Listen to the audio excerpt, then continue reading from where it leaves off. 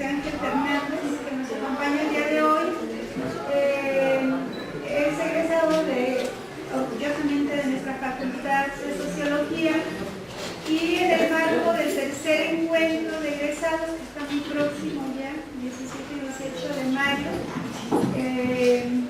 José Ángel nos va a compartir pues buena parte de su experiencia actual en el mundo de los números.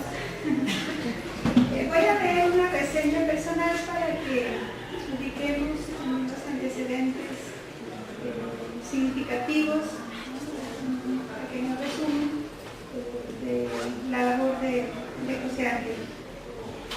José Ángel Fernández estudió la licenciatura en Sociología en la Universidad Veracruzana entre 2001 a 2005 en nuestra facultad. Es maestro en Desarrollo Regional por el Colegio de la Frontera Norte entre 2010 a 2012. Actualmente es estudiante del doctorado en Estudios Urbanos y Ambientales en el Colegio de México. En la actualidad se desempeña como investigador en la organización civil Observatorio Nacional Ciudadano de Seguridad, Justicia y Legalidad, en donde se ha enfocado en el tema de violencia urbana y seguridad humana. También fue coordinador de la Red Nacional de Observatorios del mismo organismo.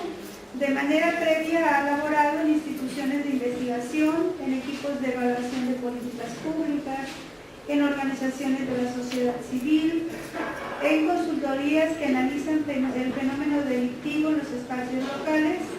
También ha sido docente a nivel posgrado y licenciatura en escuelas públicas y privadas.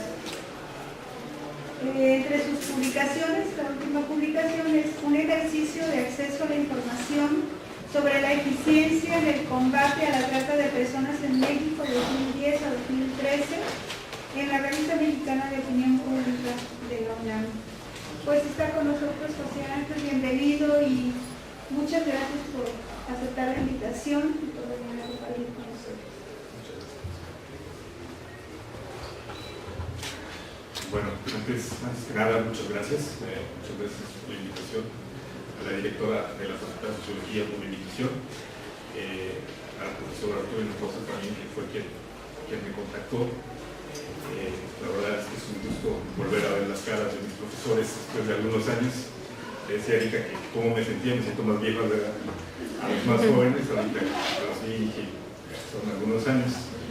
Pero la verdad es un honor y es todo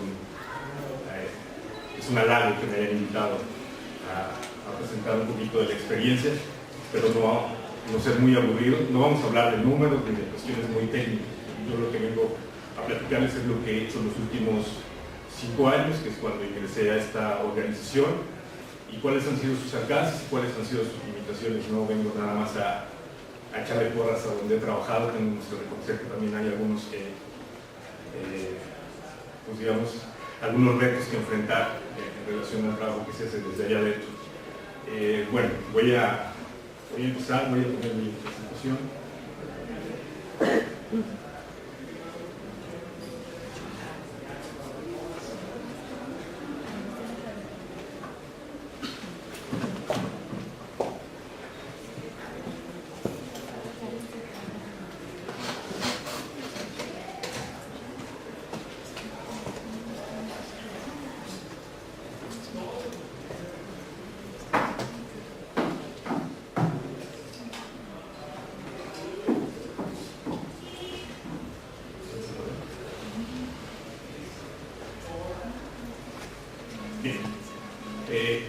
La exposición que puse cuando nos exportan una forma de influir en la política de seguridad.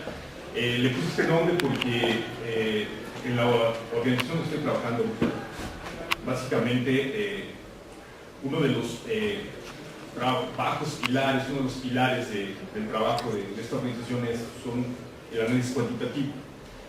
No hay una intención de querer hacer a un lado la investigación cualitativa, sino que ha sido una forma. Yo cuando entré a esta organización y de repente vi tantos números, me pareció también un tanto decir, bueno, ¿qué tantos alcances podemos tener con esto? Pero a lo largo de los años uno se da cuenta cuál es el potencial que puede tener, sobre todo cuando estamos hablando de una discusión a nivel nacional, que es un poco el trabajo en donde se está enfocando las energías del Observatorio Nacional Ciudadano, se enfoca básicamente a la política de seguridad nacional, sobre todo con la cuestión de los delitos del fuero común, tanto del fuero federal que tenga que ver con cuestiones de narcotráfico o de grupos de crimen organizado. Luego les explicaré por qué no estamos tomando eso.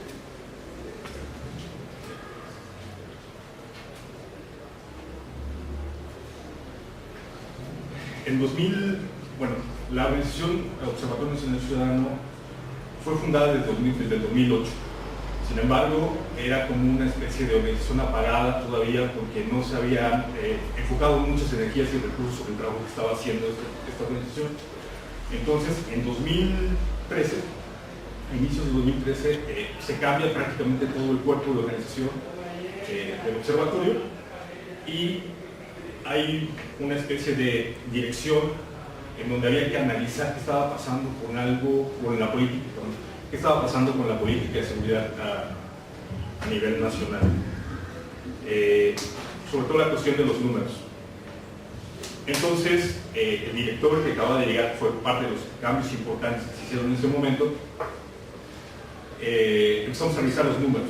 El contexto era pues, que veníamos del 2011, que era el año más violento a nivel nacional. Felipe Calderón había iniciado la guerra contra el narcotráfico, que después se dijo que él nunca había dicho esta palabra, pero bueno, hay muchos videos que lo dicen. Entonces, bueno, sabemos que en distintas ciudades, sobre todo en el norte del país, era donde identificamos el problema.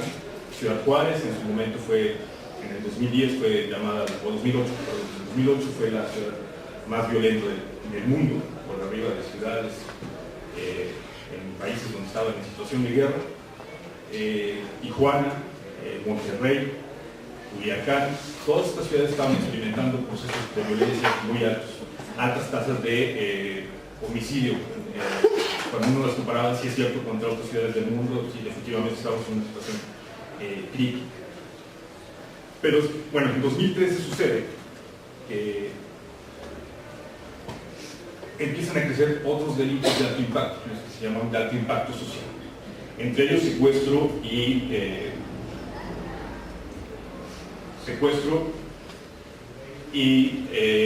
extorsión. Fueron dos delitos que empezaron a crecer mucho, sobre todo en 2013. Llegaron a niveles históricos, nunca se habían observado esos números. Homicidio doloso, pues ya había pasado, digamos, que su parte más crítica en 2011 y empezaba a bajar paulatinamente, y pensaron, la opinión pública y también el gobierno federal en su momento, pensó que ya no era un problema a atender. Entonces muchas de las energías empezaron a enfocar sobre todo hacia el secuestro y la extorsión. Se crearon comisiones, se crearon instituciones especializadas en el combate al secuestro. Entonces, de hecho, el secuestro es para nosotros, para el observatorio en su momento, fue uno de los delitos que nos dio la posibilidad de darnos a conocer. ¿Por qué? Porque en aquel momento empezamos a analizar las bases oficiales y nadie se había puesto a hacer un ejercicio de esa naturaleza. Estaban olvidadas esas bases, a pesar de que el gobierno federal publicaba mensualmente esta información, la tenían olvidada. Entonces, el equipo del observatorio empezó a revisar qué estaba pasando con secuestro. Encontramos que estaba alcanzando sus números más altos en 2013. En su momento, el secretario de Gobernación, Osorio Chong, salió a decir que no es cierto, que estábamos equivocados, que eran los números que estaban mal. La verdad fue un momento muy crítico porque nosotros pensamos que nos habíamos equivocado, honestamente pensamos que nos habíamos equivocado, que habíamos hecho algún cálculo mal. Y tuvimos que repetir el proceso otra vez, sacar las bases y empezar a ver si nosotros habíamos cometido un error. El resultado nos dio lo mismo. Estábamos en el momento más crítico de secuestros en el país. Enviamos una carta a la Secretaría de Gobernación diciendo que nosotros teníamos los números, que eran sus propios números, estábamos discutiendo con esos números porque el secretario en su momento dijo que nosotros estábamos inventando o que eran otras fuentes de información, y no era cierto. Finalmente, el secretario de Gobernación tuvo que mandarnos una carta pidiéndonos una disculpa, y ahí había un problema, que se estaban cambiando permanentemente las cifras. No había una especie de rigor en los periodos en los cuales se tenían que cambiar esas cifras. Entonces, los gobiernos estatales podían cambiar sin ningún tipo de criterio de información de un día para otro. Ellos tenían acceso a la base de datos federal. Entonces, el gobierno federal sacaba unas cuentas de unas fechas distintas a las que nosotros. Pues había todo un relajo en relación a toda esta información. Pero ese fue un momento coyuntural para el observador, que le permitió conocerse acerca de su trabajo.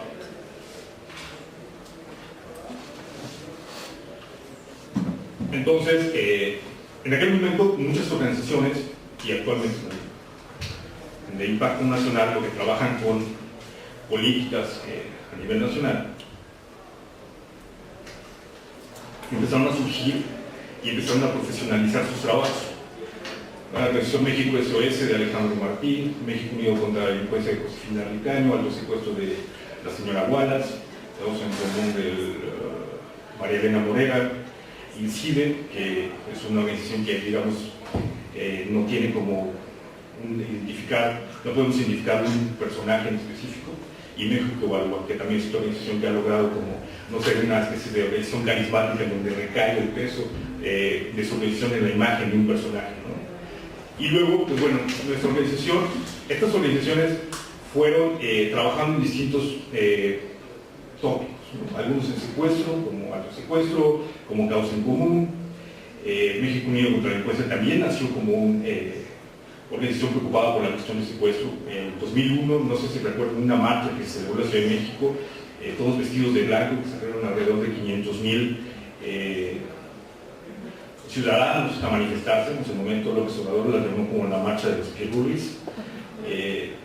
Bueno, esas organizaciones que decía están más involucradas o están más relacionadas con la clase media y la clase alta a nivel clase alta y clase media de la Ciudad de México, sobre todo. Bueno, conforme ha pasado el tiempo, cada uno de ellos han ido especializando y tienen una cartera de temas importantes enfocados en temas de seguridad, policías, cuestiones de secuestro, cuestiones de homicidio. Ellos proponen ciertas medidas para influir en la política. En ese contexto, estas organizaciones ya tenían un trabajo avanzado. El observatorio todavía no lograba tener como una especie de identidad. ¿Por qué? Porque el observatorio nació en su momento como una organización paraguas, es decir, una organización de organizaciones. Todas estas organizaciones que les nombré hace un momento integraban el Consejo Consultivo del Observatorio. Entonces, lo que sucedió es que estas organizaciones dictaban una especie de agenda de investigación para el Observatorio Nacional Ciudadano. Era muy complicado cumplir con todas las exigencias. Entonces, conforme el observatorio empezó a trabajar con las bases de datos, dijeron, bueno, dejémonos que trabajen con las bases de datos y veamos cómo avanzan también. Entonces el observatorio se enfocó en este asunto del análisis de las bases de datos que estaba exponiendo la Federación y los gobiernos estatales, las procuradurías de los gobiernos estatales, y entonces la idea era darle una sistematización, una lectura del comportamiento delictivo estadístico, con una metodología rigurosa y transparente. Teníamos que ser consecuentes y teníamos que ser muy coherentes. Si nosotros le estábamos exigiendo al gobierno federal que fuera más transparente en la forma en que estaban ellos exponiendo sus bases de datos, nosotros también teníamos que ser también transparentes y tener una metodología muy rigurosa. De ahí, por ejemplo, en la discusión que tuvimos o en el encuentro que tuvimos con la Secretaría de Gobernación, pues nosotros le enseñamos nuestra metodología, nuestras bases de datos, y entonces pues solamente así podíamos, digamos, tener un diálogo con la autoridad. Actualmente hay muchos datos para poder medir la incidencia delictiva. El INEGI sobre todo saca mucha información. Desde 2011 me parece que empezó a publicar algo que se llama ENVIPE, o la Encuesta Nacional de Optimización y Percepción sobre Seguridad Pública, que es una encuesta modelo a nivel internacional.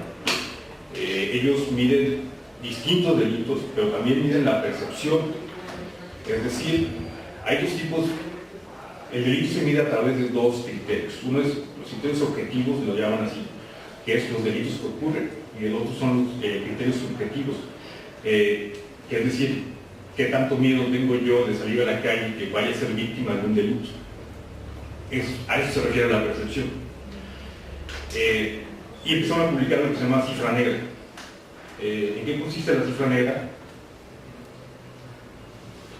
Porque nosotros nos han criticado de que estamos analizando números que no necesariamente reflejan la realidad delictiva del país, porque cuando uno ve las bases de datos no se parece nada, o sea, pueden ocurrir, a nivel nacional pueden estar registrando 100 secuestros y en realidad están ocurriendo 1000 o más, 1200 por ahí, o sea, las cifras negras son esos delitos que no se denuncian.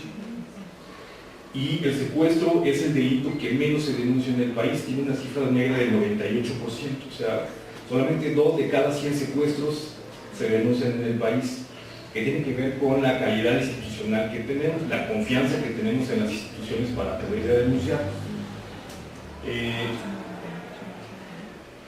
Entonces se decidió que íbamos a analizar, por estos el problema de medir la cifra negra es que hay muchos elementos que no te permiten tener certeza de que realmente un delito ocurrió. Les voy a platicar un ejemplo. Yo me subo al camión, llevo mi cartera o llevo mi celular en la bolsa, y de repente me bajo del camión y encuentro que no está ni mi celular o mi cartera. Entonces yo voy y denuncio que me robaron mi cartera o mi celular, voy al Ministerio Público, pero nunca vamos a saber si realmente fue un delito. ¿Por qué? Porque a lo mejor se me cayó, o a lo mejor estaba viendo el celular y lo dejé a un lado, me bajé y se me olvidó, pero yo fui a denunciar que fue un delito. Entonces es muy complicado determinar la dimensión. Es cierto, sí es un acercamiento mucho más preciso, sí nos acerca más, sí nos da una imagen más clara de lo que sucede con los delitos en el país. ¿Por qué los estudios de caso no son una opción para nosotros por el momento? Pues por esto, porque había que analizar la política nacional. Entonces, estudiar caso por caso o estudiar no nos iba a dar, no íbamos a poder hacer un análisis mucho más generalizado de lo que está sucediendo en el país. Entonces, el modelo de los observatorios, o así se creó, era la construcción de un mecanismo de interacción de ciudadanos y autoridades, construcción de diagnósticos confiables, construcción de indicadores de calidad, fortalecimiento de organización de la sociedad, fortalecimiento del sistema de transparencia y mecanismos de rendición de cuentas. Eso es como la lógica de un observatorio. Que sea una organización que revise los datos de las instituciones públicas para hacer evidente que hay ciertas fallas y entonces que ellos mejoren. Pero no viene nada más de decirle, oye, tú estás mal. Porque regularmente la autoridad, el primer comentario que te va a decir es estás mal, como nos hizo en su momento el secretario de Gobernación. Rechaza de antemano, y creo que es lógico, es razonable pensar que la respuesta va a ser casi inmediata. Entonces, pues la idea era, entonces, necesitamos de un tercer actor, no solamente la autoridad y la organización, necesitamos un tercer actor, el cuarto poder, los medios de comunicación. Entonces, esa fue una estrategia de empezar a presionar a la autoridad para que hiciera mucho de mayor calidad, los datos que estaba presentando. Entonces, el observatorio se divide en varias áreas, pero sus dos principales áreas, que tuve la fortuna de trabajar en ambas, la primera es un área de investigación y la otra es un área de fortalecimiento de la sociedad civil.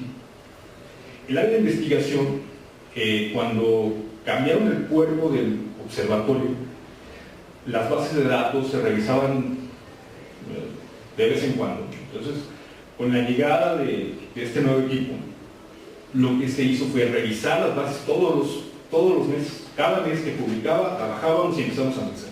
Entonces el observatorio empezó a publicar los reportes de incidencia de los delitos de alto impacto mensuales. Es una tarea muy cansada, muy tediosa, soy honesto con ustedes. Entonces, el trabajo es muy rutinario a veces, ¿no? Entonces, bajar la base, construir los indicadores, describirlos. Es un trabajo a veces que se hace un poco tedioso en ese sentido, pero que en su momento le dio muchísima fortaleza y muchísima prestigio al observatorio, porque sabían que estaba haciendo un trabajo profesional, que no eran datos que habían sido manipulados. porque hay otras organizaciones, las cuales no voy a decir nombres, pero utilizan, hacen uso de información, salen a medios de comunicación, entonces los medios de comunicación les preguntan, bueno, ¿y de dónde vienen tus datos? Entonces ellos dicen que son fuentes confidenciales. Entonces ahí ya rompemos la posibilidad de establecer un diálogo con la autoridad se rompe. Y no tienen la misma confianza tú como ciudadano al que creen que es una información confidencial, que es bueno, ¿de dónde, qué calidad de informantes nos están dando esta información? Además, estos reportes lo que nos ayudó fue a entender que había un relajo con las bases de datos. Era que estaban superadas por la realidad. Por ejemplo, extorsión, ahí encontramos algunos detalles, pongo ahí. Este cambio indiscriminado que les decía. A la semana, digamos, todas las procuradurías del país están obligadas a reportar mensualmente la información a la federación de sus delitos. Pero algunos decían, bueno, cámbiala, mándala y la cambiamos. Conforme va pasando el mes la vamos cambiando. Entonces, pues era un relajo. Encontramos, por ejemplo, Veracruz, orgullosamente, fue la entidad que hizo el cambio más drástico en las bases de datos durante el gobierno de Javier Duarte. En abril del 2014 nosotros abrimos la base de datos y encontramos que de repente los datos veníamos midiendo el comportamiento histórico de los delitos en Veracruz. Y encontramos que en abril del 2014, en la página de donde bajamos los datos del Secretario Ejecutivo del Sistema Nacional de Seguridad Pública, Veracruz había cambiado sus datos. Pero dijimos, bueno, puede ser que sean como lo que hemos encontrado en todas las entidades federales, o la mayoría de ellas. Y no, había sucedido que ellos habían aumentado 23.900 delitos de una semana para otra. Ellos dijeron, bueno, 2000, vamos a revisar nuestros datos del 2013, ya estábamos en 2014 cuando vimos la base de datos. Entonces estamos en 2014 y ellos dijeron, vamos a revisar nuestros datos del 2013 y vamos a cambiarlos. Y aumentaron los delitos. Entonces, ¿qué es lo que sucedía? Que cuando tú haces la comparación pareciese como si en Veracruz hubiera una tendencia a la baja muy importante de la incidencia delictiva. Entonces eran esos tipos de cambios a los cuales las procuradurías tenían acceso. Entonces nosotros empezamos a pelear por esa parte. Y luego encontramos otros detalles, por ejemplo, entidades sin registros de delitos comunes en el resto del país. Nayarit no reportaba extorsión, Sonora no reportaba transeúntes. De hecho, a mí me tocó capacitar a la gente de Sonora y me decían, es que aquí nunca suceden robos a transeúntes. Es mentira, ¿no? O sea, es porque no los registraron. Tlaxcala tampoco registró, en 20 años solamente ha registrado 24 extorsiones. Entonces son como los detalles, ¿no? Lo pongo entre comillas, de lo que sucede con esas bases de datos. Ese era la primera ejercicio, la primera tarea del área de investigación. La segunda tarea era hacer estudios especiales. Actualmente el observatorio tiene 7 estudios especiales. El azulito, el de la izquierda, fue el primero con el que empezamos, no se ve bien, lo siento. Es de trata de personas, el rojito que le sigue es sobre extorsión, el tercero, el verde, es sobre robos a nivel nacional, luego es de secuestro, luego es de homicidio y los otros dos son las últimas publicaciones del último año y medio aproximadamente, que está relacionado con el delito de desaparición forzada. Aquí lo que hacemos es enfocarnos en un delito particular, levantamos algunas entrevistas, no nos enfocamos mucho en él, a funcionarios y algunas víctimas. Sacamos algunas conclusiones, algunos análisis estadísticos que nos permiten llegar a conclusiones interesantes. Yo creo que el homicidio doloso, el que está del lado derecho, arriba, en la parte superior, yo creo que es el documento mejor acabado del observatorio. Se hicieron una serie de análisis, no solamente ya de estadística descriptiva, sino ya estadística diferencial, modelos econométricos, y entonces llegamos a la conclusión, por ejemplo, que a nivel nacional, debido a la violencia que se había desatado en todo el país, en promedio los habitantes de este país estábamos perdiendo 5 meses en promedio de vida. A nivel nacional, en Ciudad Juárez, que salió la más alta, Chihuahua, perdón, no fue por ciudades, Chihuahua perdía 1.7 años, estamos hablando de poco más de 1 año y medio de vida. Bueno, esos son como los... Podría platicarles un poquito más de todos estos documentos, pero bueno, tampoco tenemos mucho tiempo. Luego tenemos el otro área, que es el fortalecimiento de la sociedad civil. Esto es un trabajo muy importante.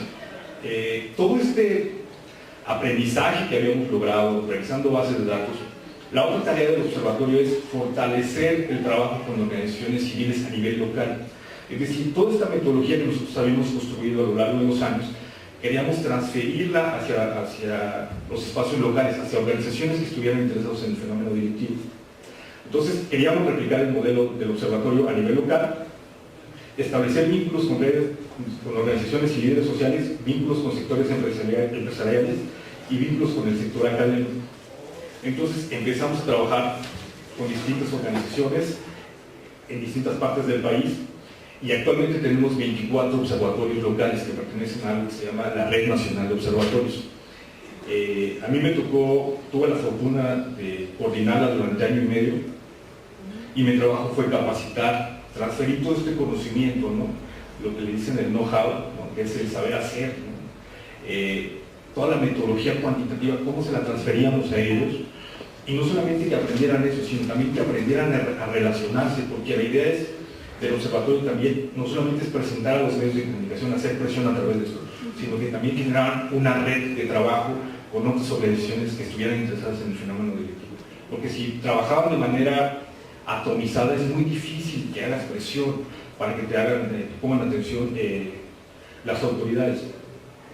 Cada una de estas organizaciones no necesariamente nacieron con la intención de investigar el delito o la situación de seguridad. Muchos, por ejemplo, el último observatorio que se certificó era una organización, o es una organización civil que está en Malinalco, Estado de México, y están enfocados al trabajo de violencia contra las niñas, si no mal recuerdo. Entonces, querían abrir como una especie de área en donde hicieron un trabajo mucho más amplio de lo que estaba sucediendo en Malinalco.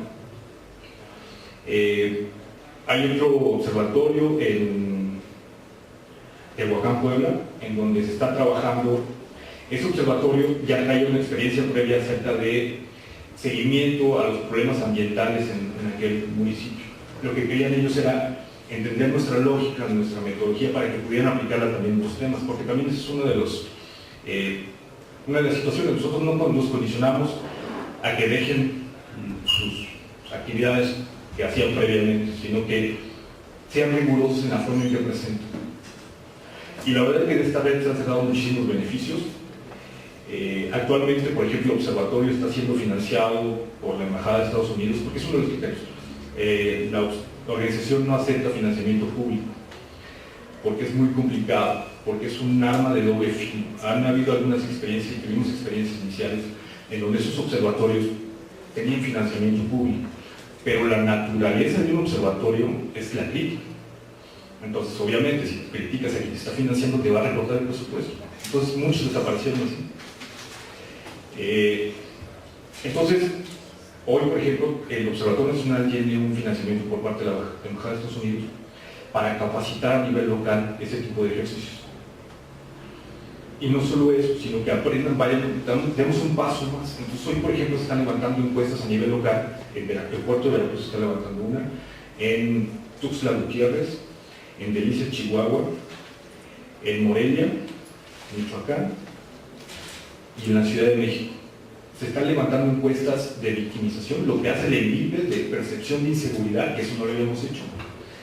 Se están levantando a nivel local, a nivel municipal, porque el INVIPE no te permite tener la imagen de lo que está sucediendo a nivel municipal. Tú cuando ves el INVIPE del INEGI, nada más te da una fotografía a nivel estatal, pero no a nivel local. Entonces, nosotros intentamos replicar ese modelo, dimos un pasito más, ya no nada más hacer el análisis a nivel nacional o estatal, sino que también obtener nuestros propios datos.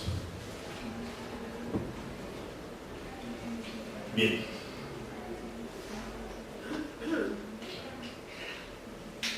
Esto es la presencia de los medios de comunicación. Decíamos, este es nuestro otro aliado, no solamente las organizaciones de la sociedad civil. Los medios de comunicación han funcionado han respondido de manera extraordinaria con nosotros. Nos gustaba mucho que nos hicieran caso. honestamente. En principio decíamos, pues somos el observatorio, y decían, ¿esos con qué se comen? Y no, después con todo el nacional, ¿no? Y yo sé que muchos van a decir, bueno, Televisa y Milenio y TV Azteca, tiene su lado oscuro todo esto también, ¿no? Hay que reconocerlo. Pero bueno, ha sido un aliado. De hecho, hemos tenido la experiencia que una vez que salimos a medios de comunicación, la autoridad de inmediato termina la entrevista y están marcando al observatorio para platicar con nosotros, ¿no?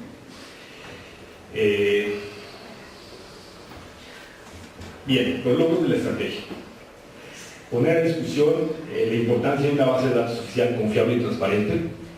Tengo 2 días intentando bajar la base de datos del secretario, está caída en la página.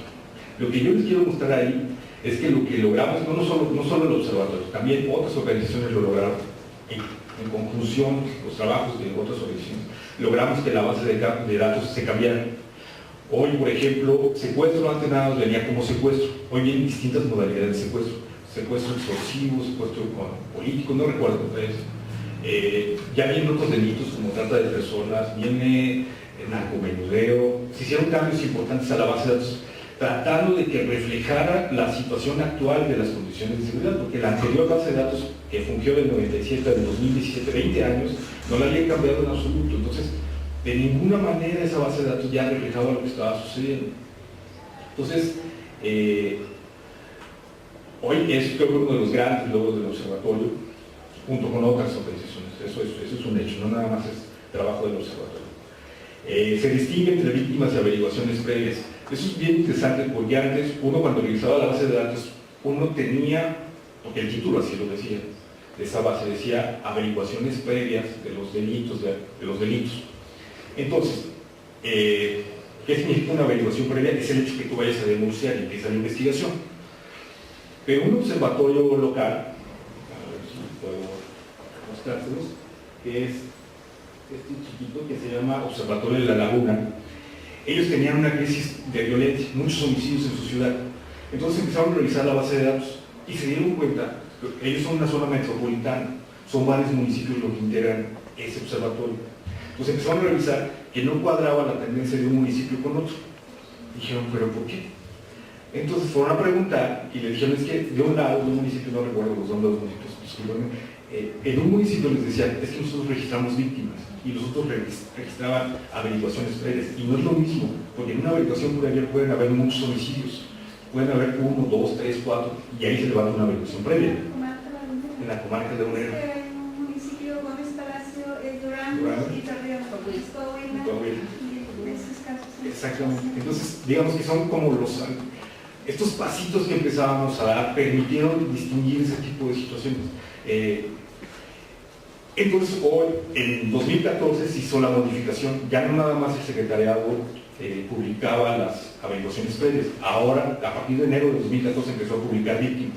Era una bronca analizarla porque nada más las publicaba en PDF, pero actualmente con la nueva base de datos que la acaban de inaugurar, no sé, en febrero de 2018, que ya está en funcionamiento, uno puede entrar a la página del secretariado y bajar la nueva base, ya vienen, no de todos los delitos, porque hay delitos que es muy complicado saber cuántas víctimas hay. Por ejemplo, el robo de vehículos. ¿Cuántas víctimas puede haber en el caso de un robo de vehículo? Pero sí, por ejemplo, de los más importantes, homicidio, homicidio culposo, secuestro, extorsión, trata de personas. Ya vienen algunas características de estas víctimas, si son mayores o menores de 18, de qué sexo son. Esto nos permite tener una fotografía mucho más clara de la situación de la victimización en el país. ¿Qué más? Cambios en la metodología para contabilizar los delitos. Todavía tenemos problemas. Feminicidio ya salen. Nada más que es temprano, porque hay muchos problemas todavía con el feminicidio. En Sonora o Sinaloa, no recuerdo cuál de los dos estados es. Se presenta el homicidio de una persona de sexo femenino y lo registran como feminicidio. Entonces, no necesariamente es un feminicidio. Entonces, ahí todavía habíamos, digamos, las autoridades habían aprendido un proceso de 20 años y ahora cortaron la base y eso otra vez volver a aprender muchísimas situaciones. Se han firmado convenios con autoridades estatales y federales, con las autoridades de Chiapas, de Veracruz, de Ciudad de México, de Michoacán, de Sonora, de Tabasco, se han firmado convenios de colaboración para que los observatorios locales hagan una especie de contraloría. Bueno, no lo deberíamos llamar así porque a los gobiernos no les gusta un poco que les hablemos de contraloría, ¿no? Entonces hacemos observación ciudadana de cómo viene el proceso de registro de estas averiguaciones previas, ¿no? Entonces, o de las ya que son carpetas de investigación con el nuevo sistema de justicia penal. Entonces, lo que tratamos de ver es desde que llega la averiguación, desde que llega la denuncia, hasta que esa denuncia cae en la estadística. Estamos iniciando con ese proceso. No es sencillo, porque todavía hay algunas entidades que se registran. El Estado de México tiene un sistema muy sofisticado de cómo medir, de cómo registrar las denuncias. A nosotros nos lo enseñaron y ya tiene un sistema muy desarrollado, con mucha tecnología, pero es muy complicado saber cómo ver cuál es la caja negra detrás de cuando tú metes esos datos.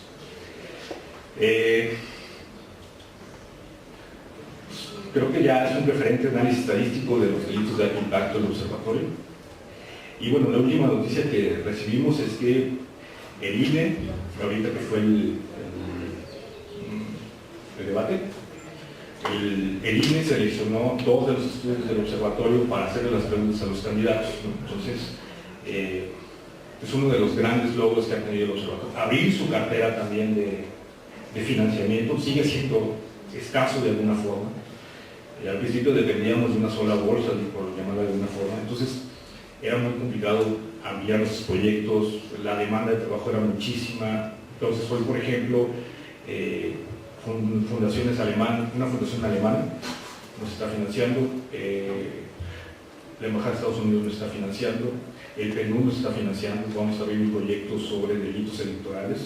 Entonces, ha abierto su cartera, ¿no? Digamos, eso también le obliga al observatorio a ampliar también sus capacidades institucionales para poder entender otros delitos. Pero bueno, es un poquito la historia en ese sentido. Los retos. El primero es el compromiso de las autoridades para registrar con base en los criterios definidos por la Federación. Esto es un pronto. Alguien ha dicho, algún candidato dijo que era necesario un código penal único en el país. Nosotros también lo hemos pensado en su momento, porque es muy complicado que todas las autoridades registren de la misma forma. Entonces, de ahí también viene que no todos registren extorsiones, robos a transeúntes, fraudes, porque entonces, por ejemplo, le hemos preguntado al gobierno de Tlaxcala, bueno, ¿por qué no estás, no, Nayarit, perdón, ¿por qué no registras extorsiones? Pues que no tengo en mi código penal. ¿Cómo registro una figura delictiva que no la tengo en mi código penal? Y como me decía una maestra, sí, pero no.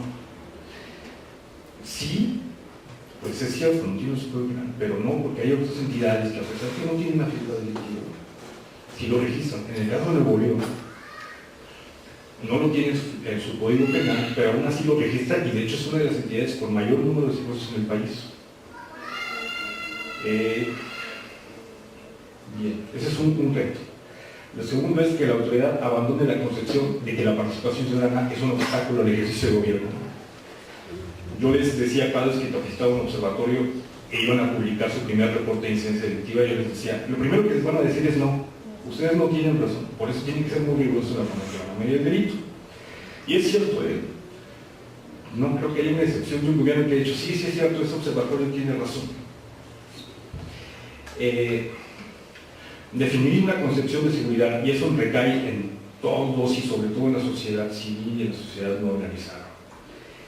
Es una cuestión muy paradójica. Les explico por qué. La seguridad la intentamos combatir, o la primera estrategia para combatirla es más armas, más policías, más cámaras de videovigilancia.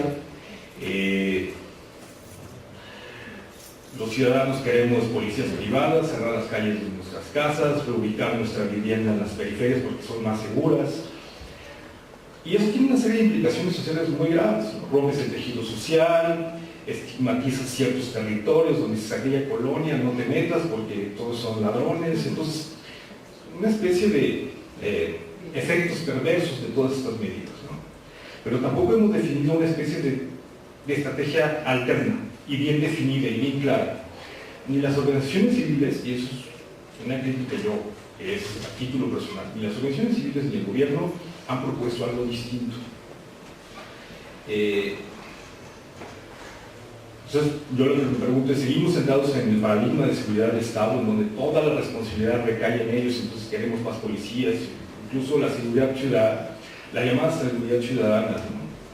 Creo que tiene sus limitaciones en el sentido de que apenas a la participación de la ciudadanía, y hace poco yo revisé el presupuesto participativo de la Ciudad de México, y cuando tú revisas la base de datos, tú te das cuenta que la mayoría de los vecindarios, para mejorar su seguridad, quieren más rondines de policías, quieren más patrullas. Nos quejamos de la violación de derechos humanos por parte del Ejército, de la Marina, ahora que están haciendo sus ejercicios de seguridad pública, y somos a los que más confianza les tenemos. En VIPE, los cuerpos militares son los que mayor confianza les tenemos para hacer ejercicios de trabajo de seguridad pública. Es muy paradójico todo esto. Proponer modelos explicativos a la historia de violencia. Nosotros hasta ahorita hemos hecho trabajos descriptivos, no hemos avanzado a otro nivel como en otros países que vivieron sus periodos de violencia, como Colombia, como Brasil, incluso Chile. Ellos ya están proponiendo, están yendo un paso más allá y dicen, bueno, vamos a tratar de explicar por qué está sucediendo todo esto. Nosotros todavía estamos en la parte de la descripción, y creo que ya llevamos bastante tiempo como para poder empezar a experimentar y buscar otras variables que nos puedan explicar qué está sucediendo con todo esto. Y la otra es generar vínculos de comunicación directos con la sociedad no organizada. Eso también es muy complicado. Desde estas organizaciones que están en el centro del país, que trabajan con el gobierno federal, híjole, es súper complicado.